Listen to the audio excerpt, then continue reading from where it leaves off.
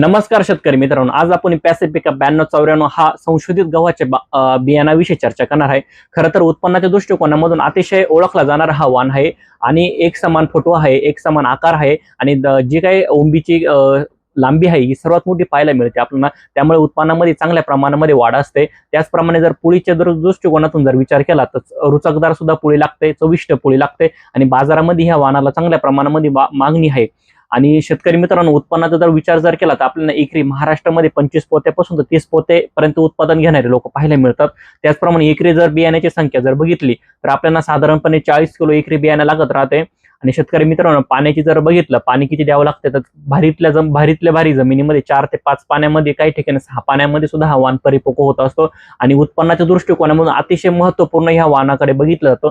त्यामुळे शेतकरी मित्रांनो, आपल्या ह्या वर्षी पेरणी करत असताना पॅसिफिकाचा 9294 हा वाणाची नक्की लागवड